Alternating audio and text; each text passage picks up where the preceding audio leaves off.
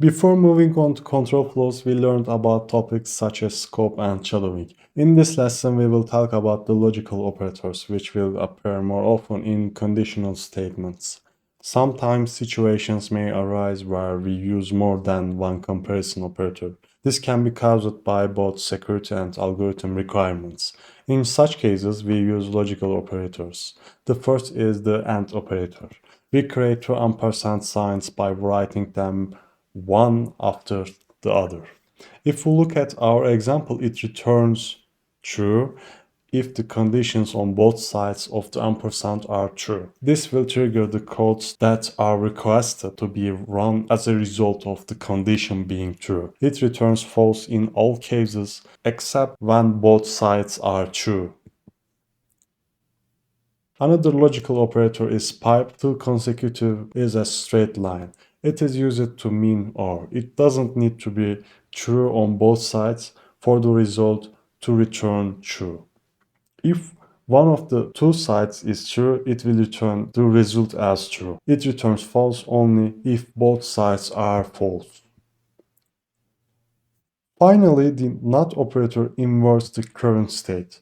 It returns a value to us by making a true result false and a false result true.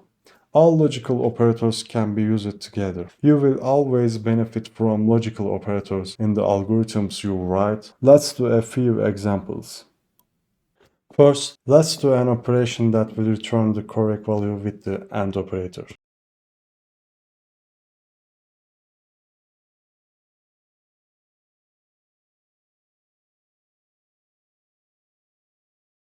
If you want, you can shorten the value to the right of it by inverting it with NOT.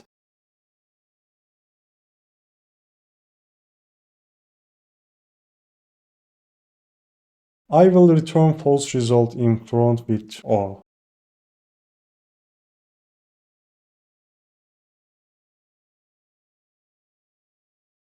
As you can see, when the OR operator checked the left part, the result was false, but one of the two sides had to be true for the result to return true. If you want to return false, let's return false first from the AND operator. For the AND operator, both sides had to be true. It's not enough to have only one side is true as in OR.